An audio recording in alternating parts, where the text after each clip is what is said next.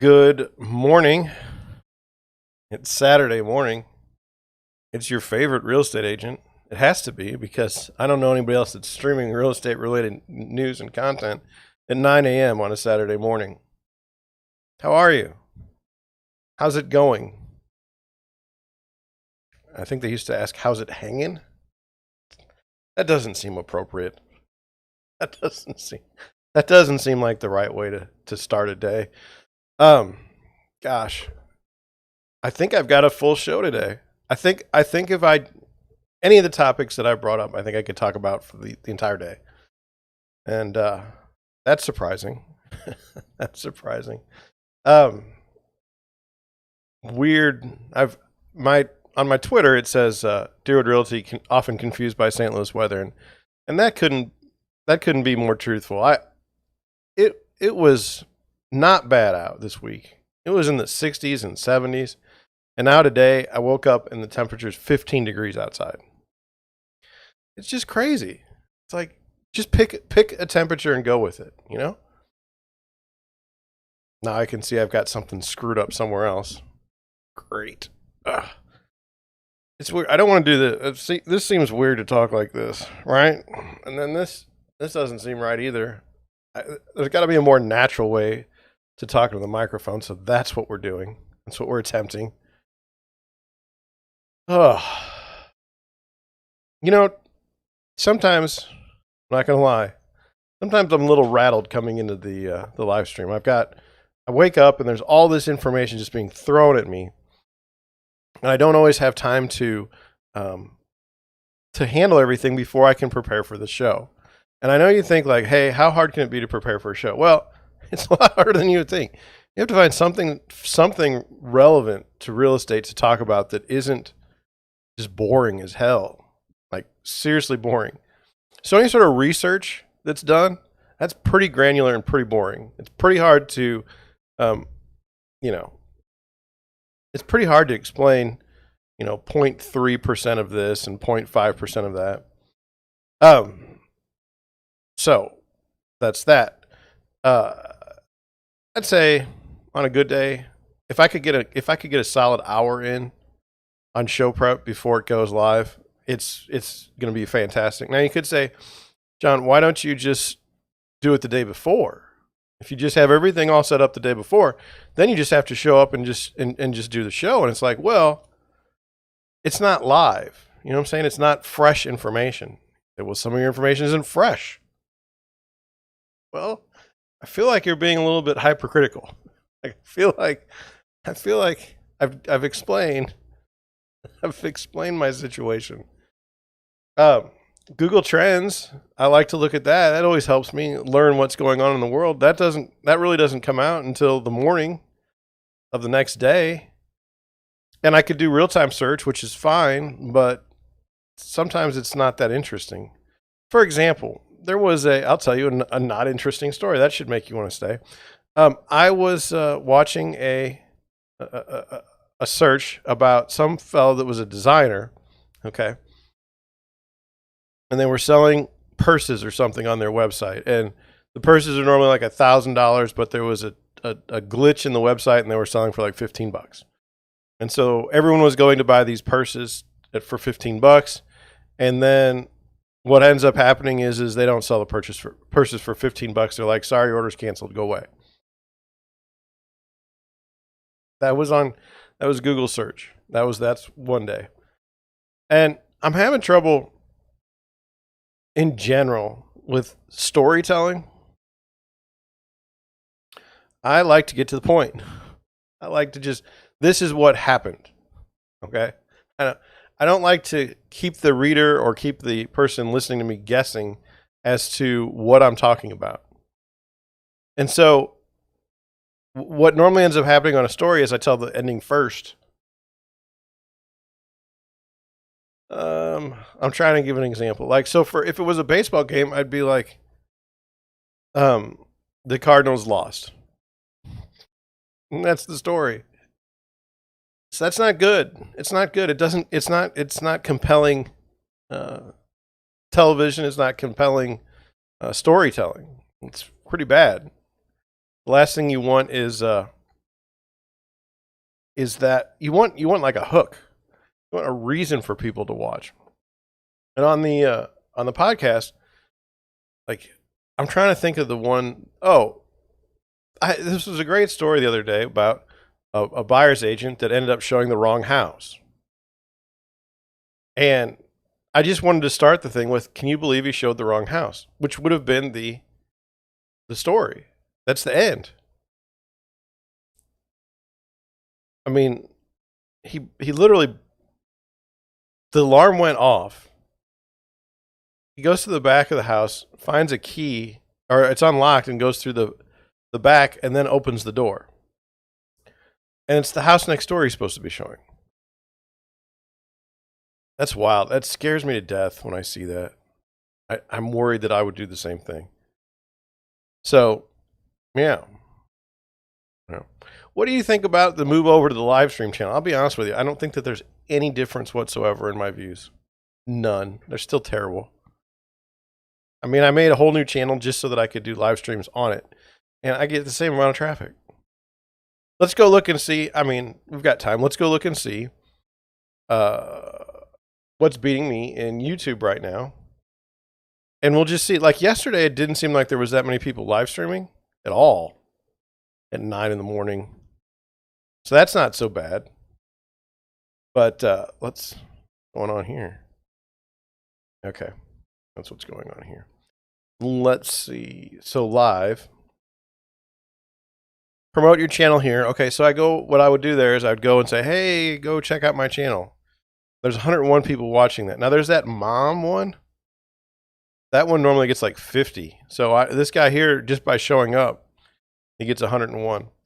A watch party now, 68 people watching that. You know, the war in Ukraine, that's got 2.2 thousand people watching that. Playing Friday Night Funkin' with subscribers trying to get to 400. There's 22 people watching that, and maybe we've got a time zone issue here because it's 9 o'clock and it's on Saturday here, and they're talking about Friday. Just not a whole lot of stuff.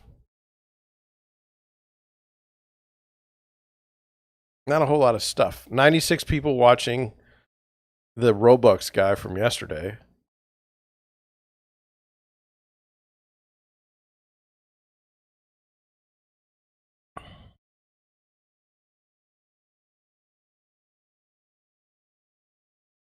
I don't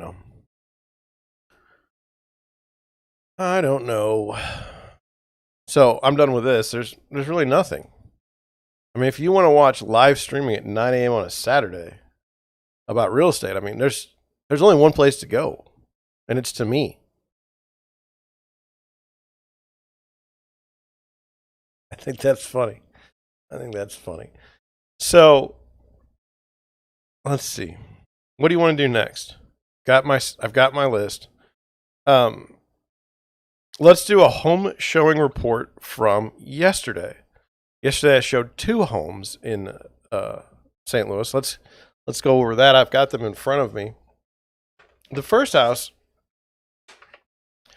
it was 4 bedrooms, 3 baths, 2,862 square feet.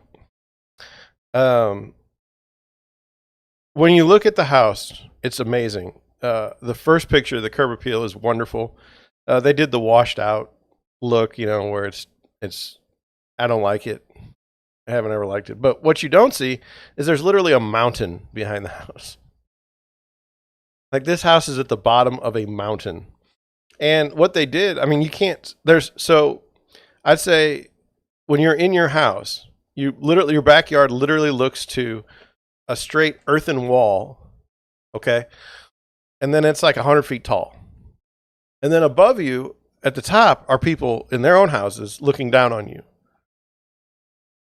I mean, it's a significant hill. The hill is so big that I think if you're a kid and you're trying to climb it, you could seriously injure yourself if you tried to, if you fell. And I think that if you tried to sled it, it'd be the most dangerous sledding ever. Because If you're at the top of the hill, the bottom of the hill is right. It's the fences for the houses. So you'd run right into the fence. So one of my things,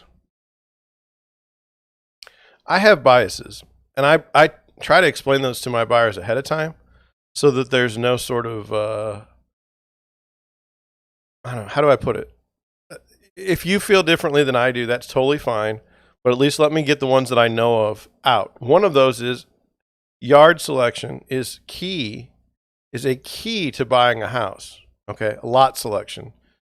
Okay, so I would never want to buy a house where the water for the home, where the house was on a hill and the water was shooting right at my house. That seems dumb to me. And you say, well, John, the water doesn't travel above the ground. It travels below the ground.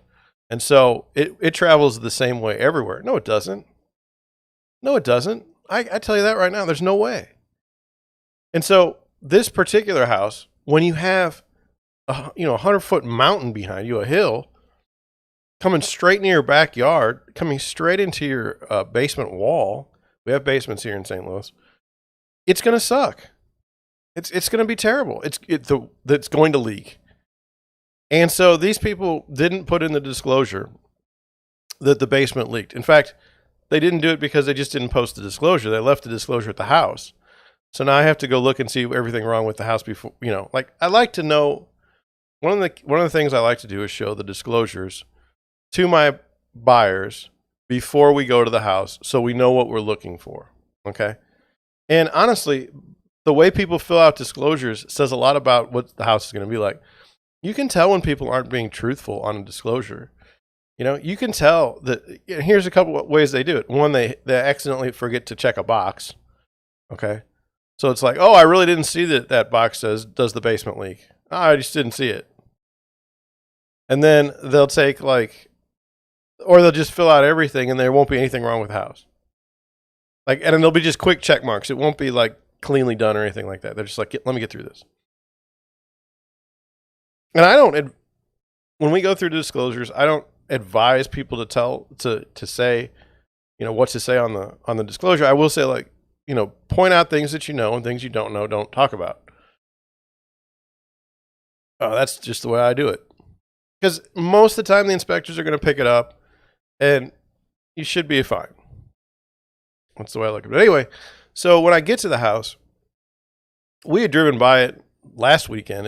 That's the other thing. It was coming soon for 10 days. I was like, come on, just make it active so I can show it and be done with it. But anyway, when I get to the house, I go in and look at the disclosure.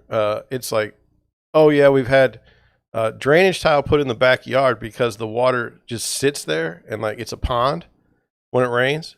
And then also when you go to the basement, they have a sump pump with drain tile and everything running to it. But here's the other thing about this is the thing.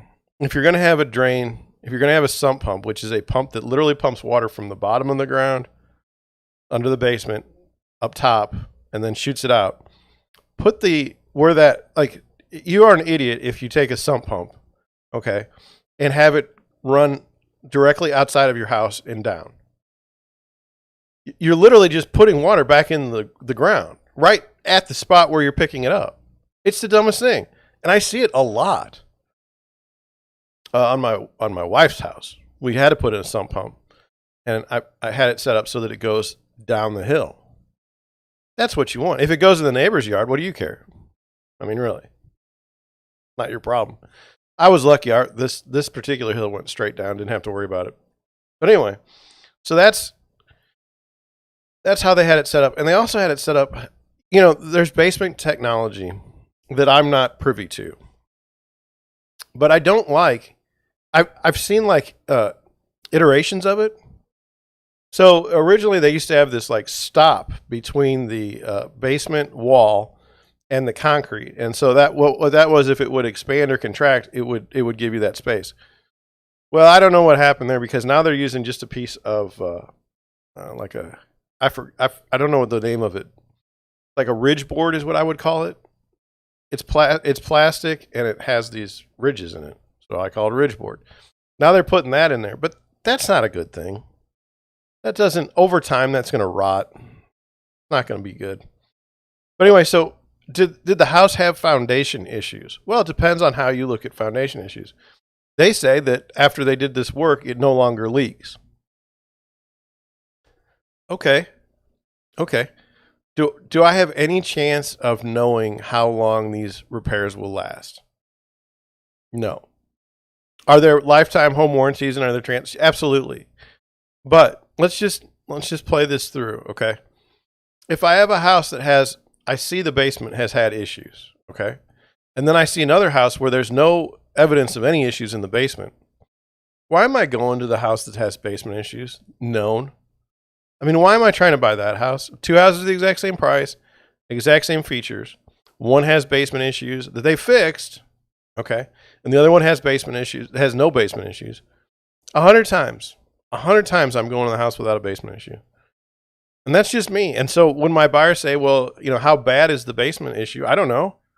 They say in the disclosure, it's not bad at all. Or when you're in South City, you say that when it rains, when it rains, we always get some water in the basement. And that's okay with me. That's the other thing. There's a big difference between if the basement is finished and if it's not. If the basement's finished and you've got water problems, like say you've got carpet down there, ugh, disgusting. Because what ends up happening is you got this basement and it rains, and then for 2 days, the carpet is just full of water, just getting mildew after, just mildew and nasty, okay? And then it dries out. Oh, yippee, it's dry. And then the next time it rains, it gets nasty and mildew again, and then it dries out. And that cycle just creates a nasty, terrible smell, okay? And do you really want to walk on wet carpet and wet carpet padding? Ugh, it's just disgusting. So it's a real problem. You want to try and avoid that whenever possible. So if you have the opportunity to buy a house that has an unfinished basement and you can actually see the walls, hey, that's okay. That's a positive. You say, well, to fix up the basement will cost $20,000 to $40,000. Well, it may, but at least you know that the walls are in good shape and that it's not leaking.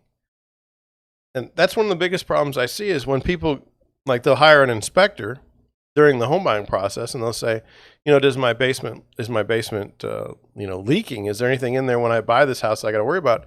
The inspector's not going to open up a wall to see Kevlar patches down the side. You're never going to know. Now, this is important. Construction methods have changed over time. In the 1920s in South City, I'd say like 1930s, 1940s, they were smart. And that's the problem, is we've lost this intelligence. They approached a problem differently than we do now. They said, okay, we've got a limestone basement here. It's probably going to leak. There's probably going to be moisture. There's probably going to be a difference between the temperatures between the wall and the studs. So what we're going to do is we're going to put the studs about 6 inches away from the wall. So the studs are never touching the concrete wall. And therefore, if moisture does come out of the wall or something like that, there's a barrier there. And we're not causing mold. We're not causing anything. It can stay dry. That was smart. Now our approach is much different. It's, hey, let's take this. We're going to make it so that it doesn't leak ever. Okay? Because we're smart. It's 100 years from now. We're so much smarter than everybody else. We're going to make it so that it never leaks, and then you're never going to have a problem. Except for the fact that it does leak. And then what? Now you've created this situation that you didn't have to if you just used previous construction methods that made so much more sense. So much more sense in this space. So anyway, we're in the basement. It's not finished, so I don't care. But again, my buyers are also of the opinion, all of this stuff, it's preventative in the sense that can you sue a home seller for not disclosing something? Yes. Can you get your warranty work done on a basement that's a lifetime warranty? Yes. But you're busy living your life. Do you really, really, really want to be sitting there messing around with warranties and lawsuits while you're in your home? I mean, that takes time. It's a pain in the ass. And it's not something that you need to do. You buy the right house, you don't have to deal with any of that. You buy the wrong house, you're screwed. You get to deal with that. And so that's the way I've looked at it is if we can buy a house that doesn't suck, all right, we should do that. We should do that first. But if we see that the basement is good, okay, if we don't have to worry about warranty issues, that's good. That's the way it should be. Now, do I get tricked sometimes? I don't know if I get tricked. I think everyone gets, I guess, tricked. In St. Louis, we have this issue with sinkholes, and no one really talks about it, and I've never really figured out why. They're not the sinkholes like you see in like Florida where they just open up and cars fall in and stuff. There's just little spots in a yard where, every 10 years you got to add dirt, or else, it's just going to be a thing. Two things I know about sinkholes in St. Louis. One, whenever you see like a big lot, okay, and I'd say up until like the 1970s, if you see a big lot, okay, you need to question, like, are there a bunch of divots in the lots? Like, what's going on here? Because there's a good chance that the reason why they have such a big lot is because they couldn't put a house in a particular spot because there was a sinkhole. And so there's no problem putting a house where it's close to the sinkhole. It's a real problem if they put it on the sinkhole. So that's number one. Number two, if you have an area, this for me, this is obvious, but in my opinion, in St. Louis, you should think you're getting a basement. Okay, the default should be that you're getting a basement. And when you don't have a basement, you should question why. So there's certain subdivisions where they're slab. Now, why are they slab? That's just straight concrete. Why are they built? Because the soil is messed up. They couldn't even build the basements in those areas because if they did, the walls would come in and it would be terrible. So you've got these slab homes. Now, what happens? Okay, outside off of Buckley Road. I think it's called Southshire. I think that's the neighborhood. Now, I don't want to. I don't know off the top of my head if I'm right, but I think it's Southshire. There's houses there are 1,600 square feet. Okay, which is a wonderfully sized house in St. Louis. Okay, except for their slab, so you don't have a basement. So that's the problem. Basically, you have no basement, but it looks like you have a big house, and so the home valuations are always less. So let's say in this particular neighborhood, you'll see a 1,600 square foot house selling for, let's just say, $225 right now. Okay, and then everyone from everywhere is running to see this house. I mean, that's a $225,000 house when a normal house with a basement is going to go for $250, $260. So see, I mean, everyone can do the math there. They're like, oh, this is a deal, except for they don't realize it's a slab. So when you go there, it's like, oh, I don't want this. I don't want this. Some people like slabs. I've not met anybody, but somebody must because they buy the houses. Let's go to the next house. So the next house was very illustrating for the buyer and something that I wanted to talk about. These particular buyers want to buy a house that's 2,400 square feet or larger. Okay. Now, I've talked about the issues with square footage with you over and over again. It's how it's calculated. And it's very strange, and it's not.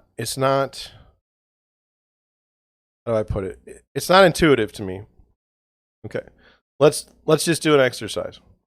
Let's say there's a 2-story house. Okay. What will be, and let's say the bottom floor is 1,000 square feet. Well, in Zillow, what's that going to be? Well, it's going to be a 2,000 square foot home with 3,000 square feet of living area if they finish the basement. So all of a sudden you've taken a 2-story house and you've made it pretty much, 3 times as large, but you're on 1,000 square foot footprint. So, I mean, that's 10 by 100. I mean, basically. It's more. I mean, you can mess it around, but I'm just doing quick. It's not that much. Okay. So then What about a ranch? Let's say there's a ranch that's got 1,000 square feet on the first floor. Well, in Zillow, that's a 2,000 square foot house. Okay, because they do total living area and they don't do square footage, like we would. But you're in a 1,000 square foot house. Now, 1,000 square foot in 2022 is not a big house. Okay, so you get all these people on Zillow saying, I can buy a 2,000 square foot house for X. And then they go to the house and they're like, well, this is very small for 2,000 square feet, because they're actually they're actually in 1,000 square feet.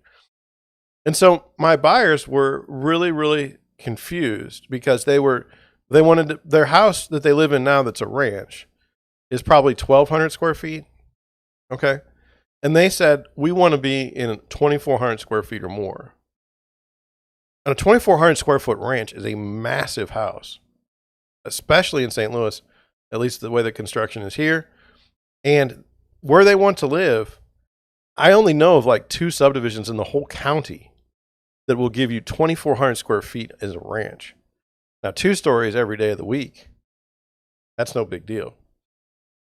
But we went to this home, and the goal was, hey, do you really mean you want to be in, 2,400 square feet or more?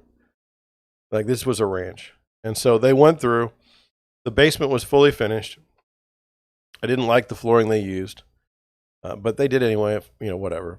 But it was a massive house, and they learned, like, oh man, we could really probably get by with a 2,000 square foot house. If it's a ranch, that's 800 square feet larger than our home now.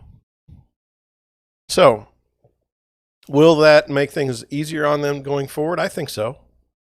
Unfortunately, they're going to be out this whole weekend. So we're only going to see houses, only going to get houses next week. But anyway, that particular house, what I wanted to talk about there was, house was cool. It was nice. I liked it. It has qualities that the people want. It has a washer and dryer on the first floor. It has the way it's set up is the master bedroom is on one side of the house, and then the 2 other bedrooms on the other side of the house. So, if you've got kids, they're on the other side of the house. You don't have to deal with them. They can play and they can have a good time, and you can be totally left alone, which is nice. People like that. And then it had a walkout basement where they had a couple extra bedrooms, and it was nice. The problem with that house really was the neighborhood. And it's weird. If you live in St. Louis, if you're from here, you would know. I'm not going to tell you where the house was, but it's hit or miss. I don't know what it is about this particular area, but you go to one house and it's immaculate and pristine, and then you go next door and like they've got a car in the backyard. And I mean, we're not talking like $200,000 houses here. We're talking much more. So I mean, we were all not going to buy because we were all on a vote no on that one. The interesting thing is there was a group going through the house when we were, and they were interested in the house, and they were convinced that we were their competition, that we were going to try and outbid them. A little lesson there is look, when you want to buy a house, you and your real estate agent pick the value of the home, and then you write an offer to that value. You don't worry about if someone else is looking at the house. You say, that's stupid. They'll if I don't bid more than them, they'll choose the other person. Yes, they will. And then you go to another house and you'll do the same thing. You can't sit there. If you make it into, I need to be the winner, you're going to pay too much, because that's not the goal. The goal is to find value. That's for me. Now, if we're playing the game of I just want to win, well then, then we just, offer whatever we want. Offer the most. If we think someone else is this is the change, is now we start thinking about what other people are stupid enough to offer. So if someone else is stupid enough to offer $20,000 over a house, we need to offer $30,000 over a house. That logic doesn't make any sense to me, but that's what people do. It's the difference between a good agent and a bad agent. Which do you want? You want the person that tells you everything is rosy and wonderful the whole time, and then you just get ripped? I mean, that what you want? Or do you want somebody that's a little bit more pragmatic and says, look, we've looked at 3 houses in the subdivision. This house isn't as good as the other houses. Are we going to spend more on this house than we'd spend on the other 2? Or let's take it a different way. Let's say we've looked at 3 houses. This is by far the best house we've seen in this neighborhood. Therefore, is it worth a premium over the other 2 houses that have sold? The answer would be yes. If you approach buying a house that way, you're going to be you're going to be better than 95% of the people out there. You're better off because I don't know what it is. It doesn't seem that difficult. Like, how do you screw this up? Well, it's a number of things. One, you have buyers that don't care. You have buyers that don't know. And you have agents that definitely don't care. And they just, like, let's be honest. Last night, it was Friday night. I was showing houses. Okay. This weekend, what am I doing all weekend? Showing houses. Okay. That's my job, though. That's the one I picked. It sucks. I don't like to show houses. If I'm another agent, hey, if I can get somebody into a house on Friday night, hey, I'm free Saturday and Sunday. I can hang out with my family. I don't have to go show houses. And you say, well, that can't possibly happen. Really? Really? Like, some person you've never met before sees a dollar sign on top of your head, and you think that they're automatically all of a sudden going to say, oh, well, I'm going to treat you very, very well. I'm going to treat you like I should. Or do you think they're just going to be like, look, you're taking up my Friday night and my Saturday night. Buy this stupid house and let's be done with it. That's the difference. If you say all real estate agents are that way, well, I'm not. I don't do it that way. I just explained to you the way I look at things. So you do what you want to do. You choose whoever you want to. If you've got a friend that just started in the real estate business and they're really nice and peppy and happy, pick them. See how that goes. See what kind of house you end up with. If you want to be that person that stares at the listings online and never goes to a house and decides you're going to buy a house before you even go see it, you do that. You do that. Put in an offer sight unseen on the pictures you saw on Realtor.com. See how that goes. That ought to be fun. All right. Let's talk about something that happened to me yesterday that was interesting. I'm going to show it to you.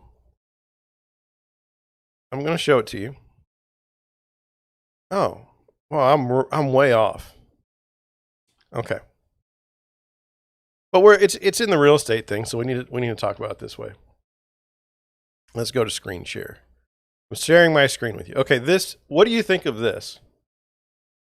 Okay. Well, I'll tell you what I think about this. I think that it's a commercial building, and that's cool. Seems a bit high for what the area is.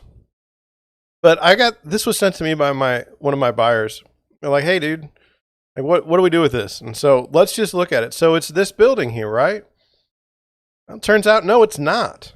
It's that building, a connection, and then this house. This is all one piece of property. 2 different tax IDs connected by this thing right here. What's the problem? I can't get a mortgage for it. I can't get a mortgage on it. Why can't I get a mortgage on it? Well, it's got 2 different tax IDs. There's this space that connects the 2 buildings, and I cannot get a conventional conforming loan for this. It's such a cool house. It's such a cool design. I can't do anything about it. I have to get a commercial loan to get this house under contract. I think it's a house. I think it's a multifamily. I think it should be FHA, and we should be done. There should be no issues. But it's not.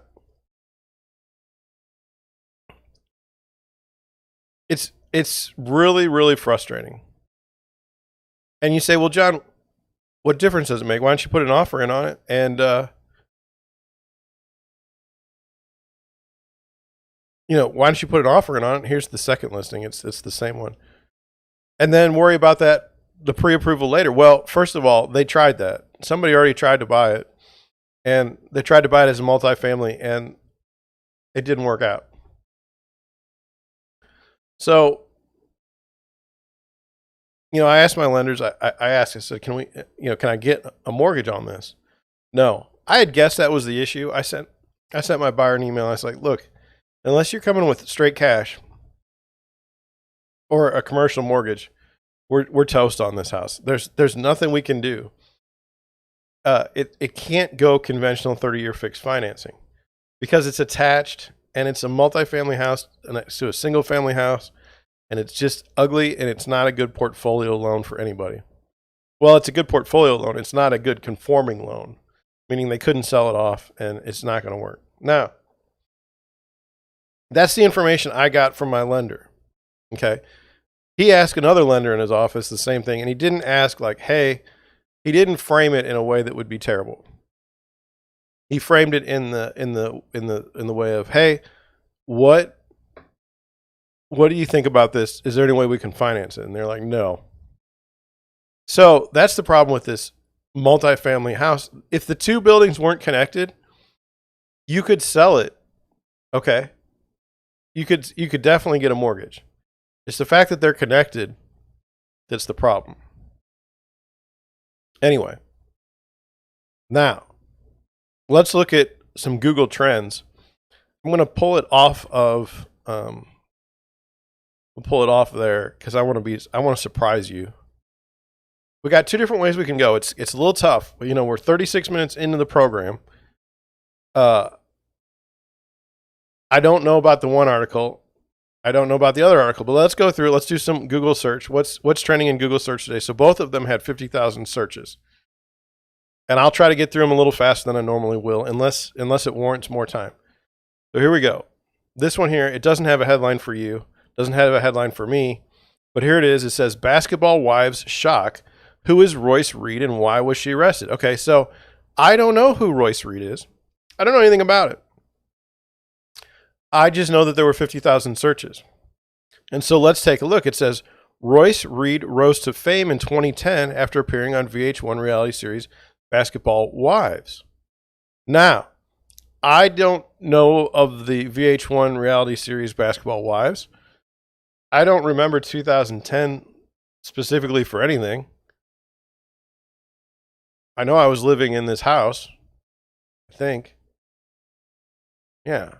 I've been here, like, time flies. So anyway, I don't know who this person is, and I don't know why she was arrested. So they're asking a question that I would ask.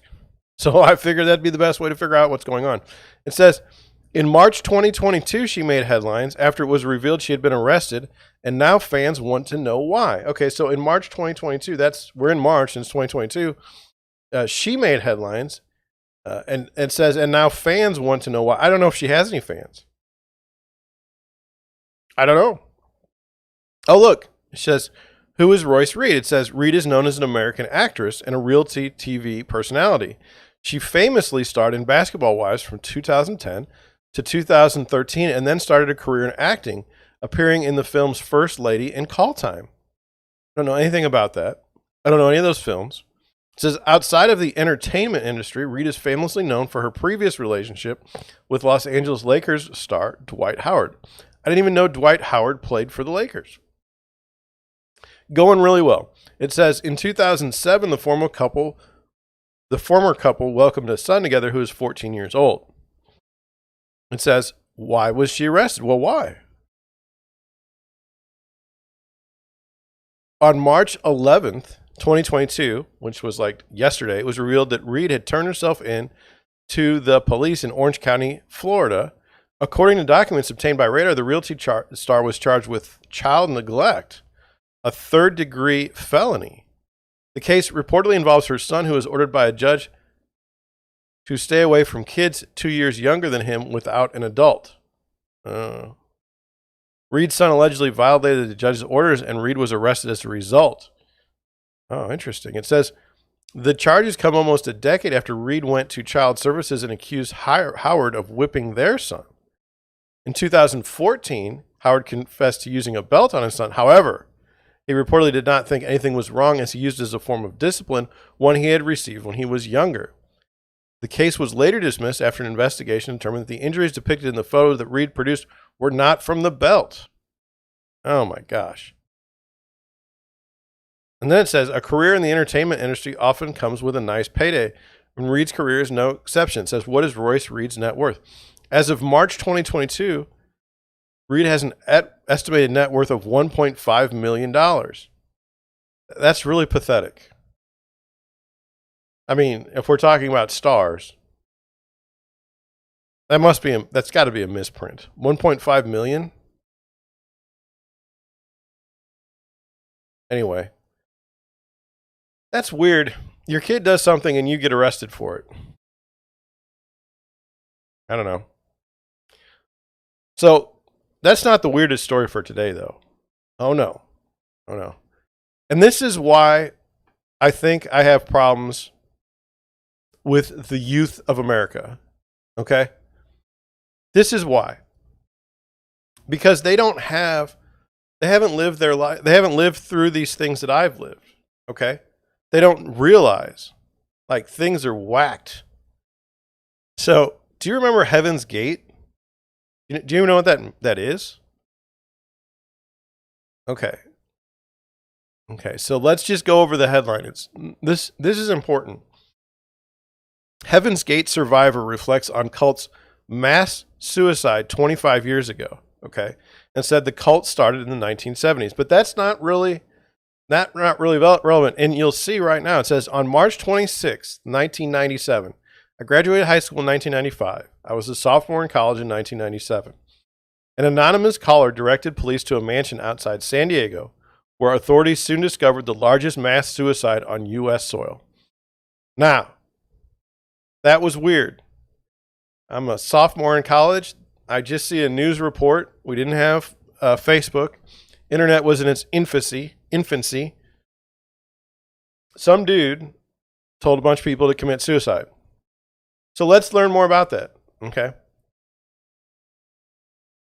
It says, the 39 victims found within the home were all members of a strange and secretive cult called Heaven's Gate, which had a goal to transcend to higher beings by spaceship. Now, we had a cult recently.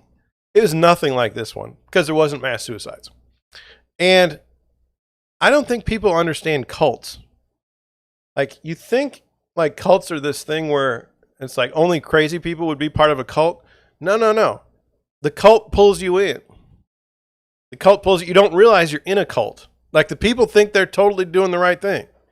It just starts getting weirder and weirder and weirder. And at some point, it just goes off the rails. And in 1997, it went off the rails for this cult. Okay.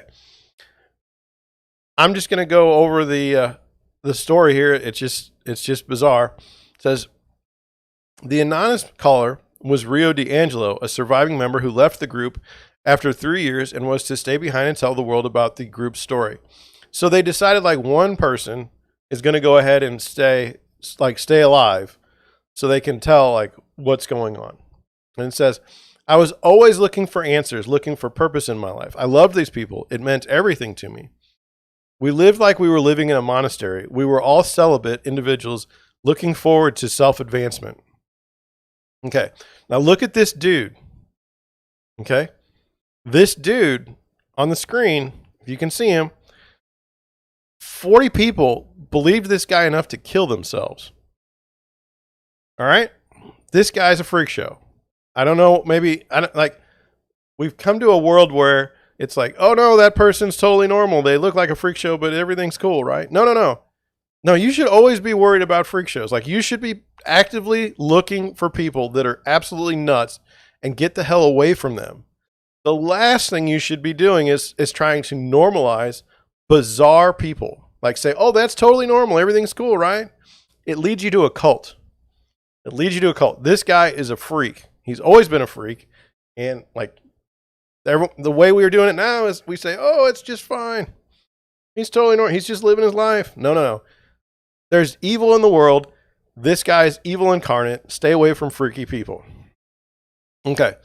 Heaven's Gate was started in the early 1970s by Marshall Herff Applewhite and Bonnie Lou Nettles. Applewhite was the son of a Presbyterian preacher and became a talented stage actor and singer. He struggled with his sexuality and had a complicated relationship with his father. At a moment in his life when he was depressed, hearing voices in his head and having apocalyptic visions, he met Nettles. She was a nurse and a mother of 4 children. She had already believed in UFOs and astrology prior to meeting Applewhite. Now, don't be shocked, but the government says that there's UFOs. It just came out this past year. Okay? But what kind of jerks say, hey, by the way, we've been lying to you and we've known about these UFOs for like 50 years. We just didn't say anything. For the whole time before that, if you believed in UFOs, you were nuts. You're the weird one. How could you ever think something so stupid? Well, that's because the official narrative was there was no such thing. All right? So anyway, you read this story and it's 2022. She had already believed in UFOs. At this point in time, if you don't believe in UFOs, and you've seen the stuff that the US government's put out, what's going on? And she believed in UFOs and astrology. Now, that is not enough to be upset with someone. That's not enough to paint them as weird or strange, okay? I mean, you can think about whatever you want to. I'll tell you when it gets strange. 1, he thinks he's hearing voices in his head, okay? That's a classic sign of things like schizophrenia. Now, you don't need to self-diagnose, or you don't need to diagnose someone, okay? You can just, if someone's saying the voices in my head are telling me to do this, you can just simply, okay, that's cool. That's fine. Then get the hell away from them, right? You don't have to confront them, all right? You don't have to be like, oh, I hate you for your beliefs. No. Totally, this is America. We can go live our own lives, right? I'm just trying to help if you ever think you're in a cult. I don't know how that's going to work, but anyway, it says, Applewhite and Nettles told their followers that the human body was a vehicle to carry their soul and that the Savior had returned in the human form of Applewhite, who was called Do. And we're going to go with Do. It's D-O. It could be Doe, a deer, a female deer. And, we could just, the jokes write themselves. It says, they set out to start their own religion and seek followers. They told people interested that if they joined them, they could learn how to be pure enough to be invited to heaven too. Well, that sounds good. See, there's always got to be in a cult, there's always got to be this end game that's positive. Like, oh, we're going to go to heaven. All right, well, that's fine. Oh, we're going to make a bunch of money. Oh, okay.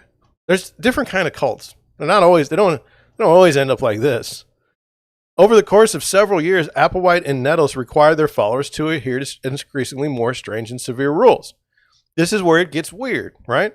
Including severing all contact with family and friends, and encouraging the adoption of an asexual appearance. In later years, some members of the group underwent castration. Now, see, to me, there's certain points that you're in the cult where you might have questions. Like, what do you mean you want me to talk to anyone in my family? What do you mean you want me to dress like it? Like, what do you mean you want me to cut off my junk? These are times where you might want to ask questions. Seek outside counsel, right? Because you're in a cult. But anyway, now nearly 25 years later, D'Angelo reflected on his current life. He says he still feels the presence of Applewhite and Nettles. Mostly it's just a feeling. I don't get words, but mostly just feelings. D'Angelo said he made the choice to move on. I tried to get a job and people would not hire me because they thought I was part of some crazy thing. Well, you were. He was part of some crazy thing. And so it's really a matter of choice for me to get along with my career, my life, just so people would not look at me. It's not about me, Well, you're making it about you. And then it says D'Angelo, now a retired art director, said he's reunited with his mother and is focusing on spending more time with his granddaughter. He says, I'm a regular guy. I'm trying to be more of myself and a better person every way I can. So that's interesting. And then at the bottom of the article, which I think is strange, it says, if you or someone you know is experiencing suicidal thoughts, the National Suicide Prevention Lifeline provides 24/7 free and confidential support.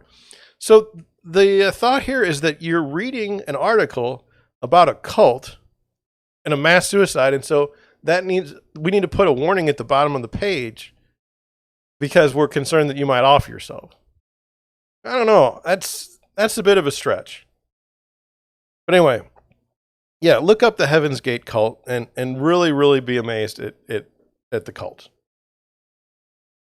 If you hear the words drinking the Kool-Aid, that was the Jonesburg or Johannesburg cult. But, look into these cults. Do do your best to get out of cults, right? If you're in one, like, hey, this probably isn't for me. It's never a good idea. It starts off like a good idea, but you end up dead and people talking about you 25 years later, and it's not good. This is my tip of the day. Yeah, you're welcome. All right, now let's look into, we'll go from the Heaven's Gate issue, right, to houses in Glendale, Arizona. Luxury homes.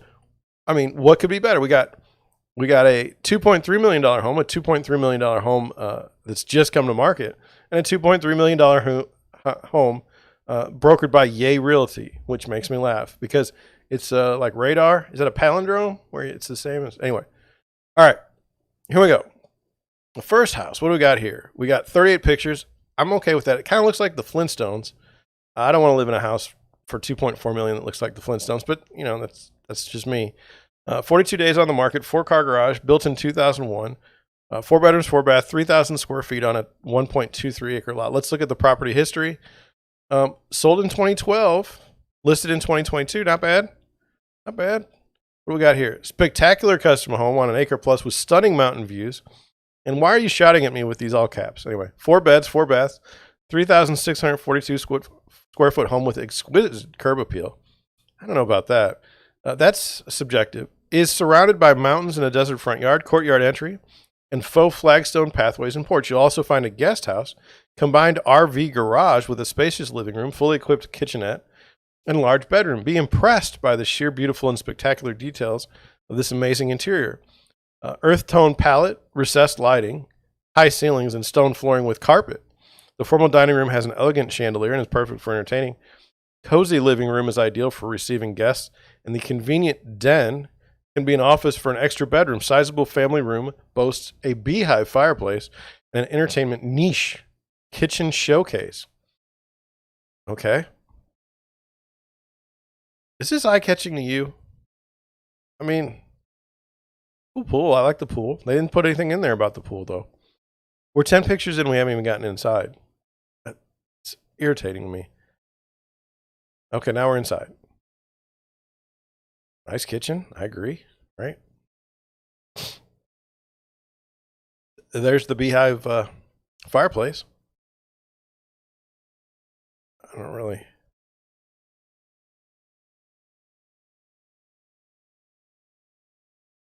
I don't really know what to make of this stuff here.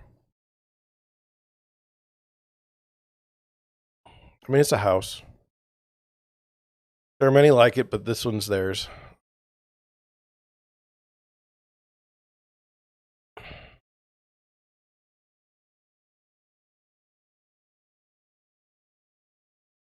All right. I mean, if that's what you're into, right? It's not for me. There's nothing about that house that was for me. Uh-oh, now we're locked up. Not good.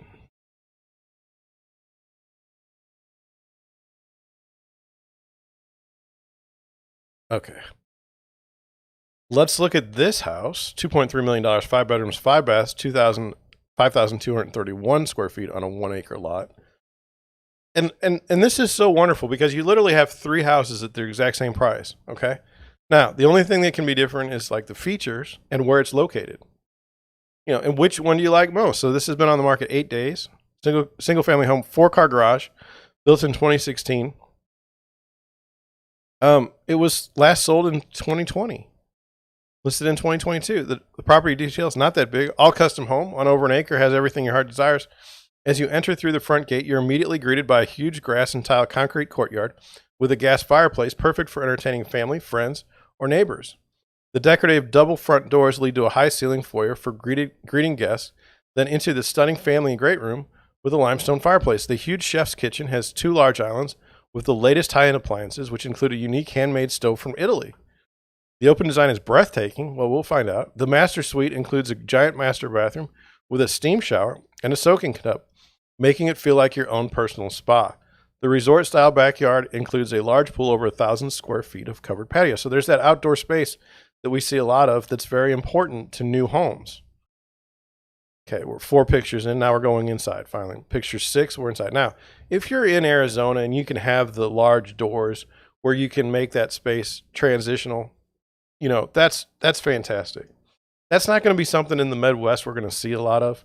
Again, it's 15 degrees out there today. I don't think that's going to work. Nice kitchen. No, I mean, really well done. And automatically, I mean, to me, this is the house for me. It's not going to be the one that looks like the Flintstones for the same amount of money. Okay? This house is bigger. This house has got more modern features. And the style is more closely aligned to what I like. It's a no-brainer for me. You might be different. You might think the other way.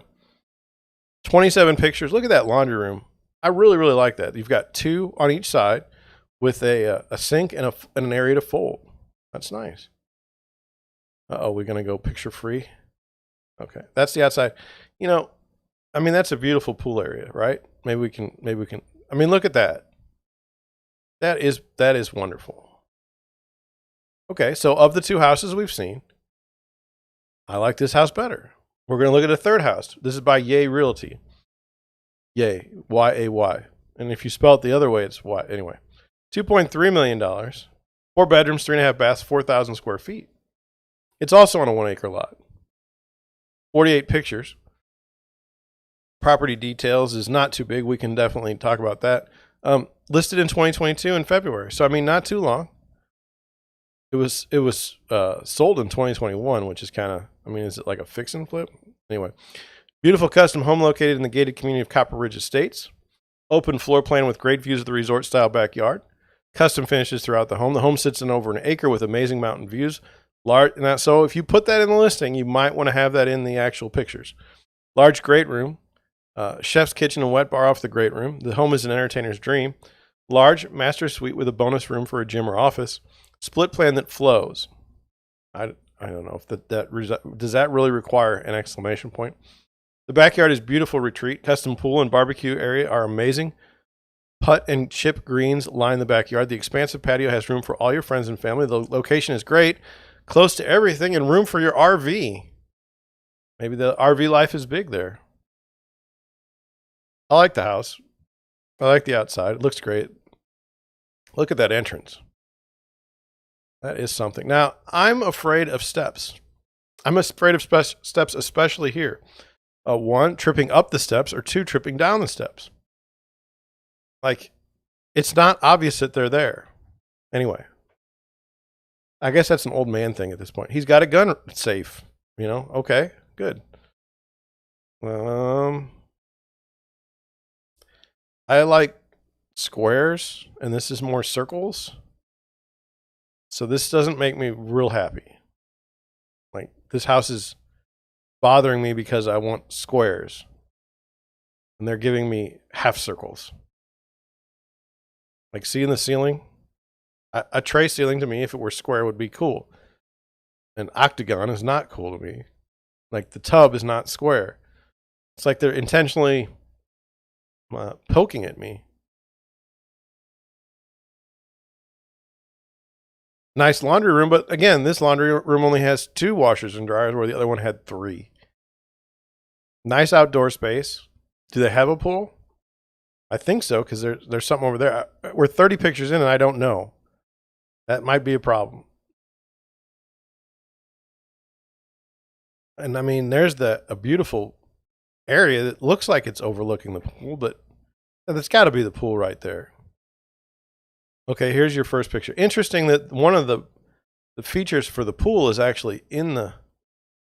That's pretty cool. That's a swim up bar at your own house next to the hot tub. That's pretty nice. Now, this is just me. Hey, get the pool cleaner out of the pool if you're going to take pictures, right?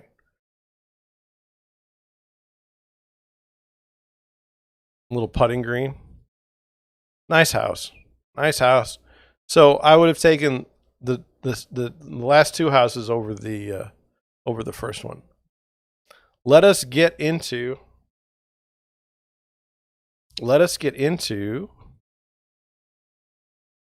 this article.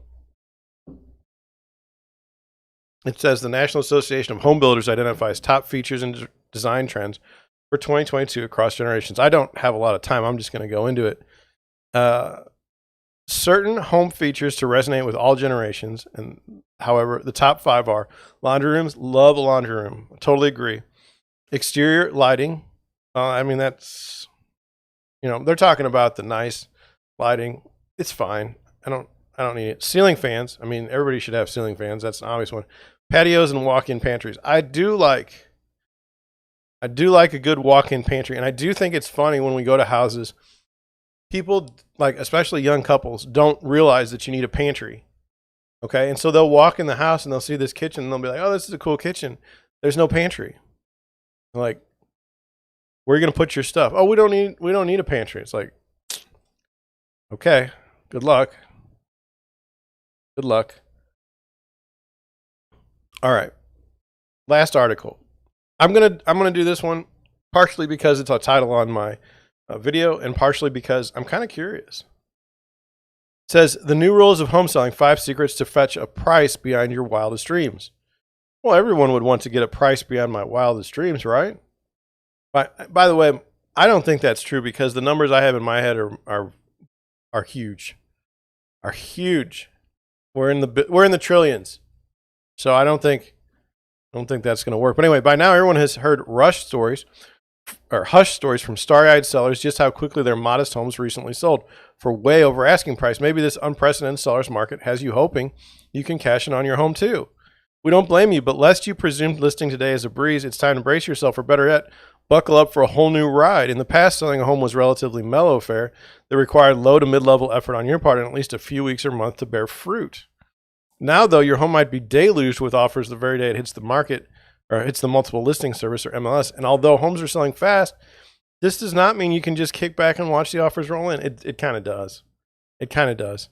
If you're looking to fetch the highest price possible and best terms, it's time to understand what you're in for and how it's light years different from the way things used to be. Behold the new rules of selling a home today.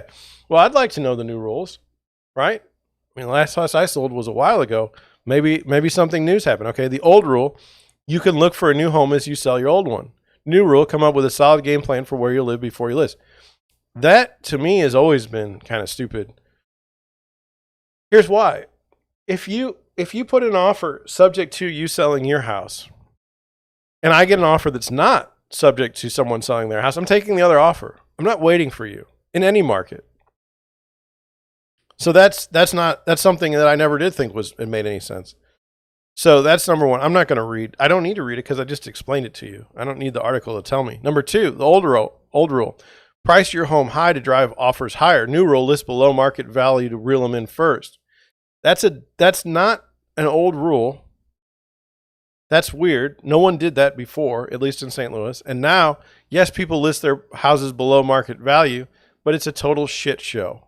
And I'm just telling you that. I hate to use that word, but that's what it is. If you do that, you're an ass. Like, you are making the profession look bad. Because I saw a guy and we talked about it, and I'm still mad at him. If I ever see him, I'm gonna punch him in the nose. He listed the house $50,000 below its real price. It's what it should go for.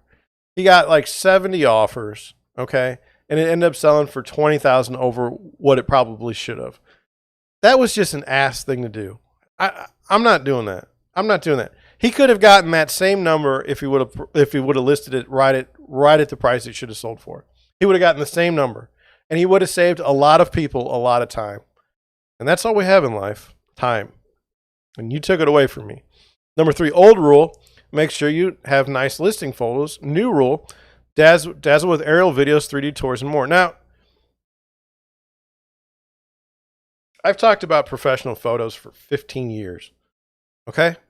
It's just obvious to me. Now, 3D tours, I offer those on all my listings.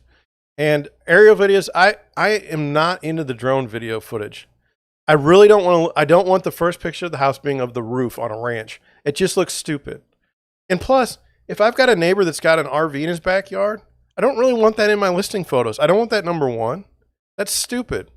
So, I also do a video tour of the house, customized tour for each house. That's just the way I'm going to do it. And I think that I can do better than anyone else on that stuff. I mean, I think that that's a good spot for me. I'm not going to beat Sirhan out of New York, but I'm also not. I mean, they're spending way more than I can on a listing. So, other than that, no, I don't think that's true. Number 4, prepare for a few home showings a week. New rule: brace for a non-stop onslaught that would leave you nearly homeless until it's over. That's maybe. I always kind of tend to make a listing active. Showing start on Friday. Probably contract by Monday. Don't be at the house Saturday and Sunday. Just go somewhere else for the weekend. That's pretty much how it works. In a slower market, yeah, you always have to keep your home ready to show it. Okay. Then number 5, old rule, take the highest price offer. New rule: beware a purchase price that's too good to be true. That's true. If you get 2 offers, okay, one of them is $250,000 and one of them is $225,000. The $250,000 offer has a loan contingency, finance contingency, inspection contingency, and the $225,000 all cash, no inspections. Okay. Then it comes down to, well, how strong is this buyer at the 250 level? Are they just shooting for the moon where they have no chance of getting the house? So you definitely have to look at the offers, and taking the highest number is not always the best, which is why I've talked about this. We have buyer love letters. Use them. They say, no, you're not supposed to use them. It's illegal. Supreme Court in Oregon said you're nuts. And they're right. You should be able to use, it's got nothing to do with equal housing that you write a letter to the buyer or to the seller. That's stupid. If you want to be racist, if you want to have all kinds of issues, sexist, whatever it is you want to do, it's not going to be because you wrote a love letter. It's ridiculous. So anyway, yeah, very, very key to look at the offers. I remember the last house I listed, we had 30 offers, and there were only 3 that really stood out. And of those 3, there was one clear winner, not just because of the price, but because they could back it up. Had a strong financial history, and their agent wasn't an idiot. That helps. If you're not a very good agent and you throw some paperwork at me, and it's terrible, I'm missing signed documents, I'm probably not going to use you. I'm probably not going to take your offer when I've got another offer over here that's perfectly written, perfectly set up, and makes just a ton of sense. It's just me. And every time I talked to the guy, he was on the phone, he answered my questions, he didn't beat around the bush. He was definitely the one that's going to get the house. So that's not true. It's never been true. Take the highest price offer. No, you take the best offer. All right. Well, I ran over 8 minutes today. I apologize. I like to cut it. I like to get it done in an hour. I had so much to bring to you today, and I think we've gone through a lot. I'm actually tired now. I'm probably good. I can't take a nap. I got to show houses today. I'll have those reports tomorrow. We're going to see a wide range of houses today, so it ought to be interesting. With that, I'm going to head out. I got to start scheduling showings, and I got to start putting the information together. Thank you for watching. I know you guys watch afterwards, which has always been strange. You can come and see me live and put it in the chat. It'd be kind of cool to see you. Well, I see you in the sense I see the words. But anyway, thank you for watching, and I will see you tomorrow night.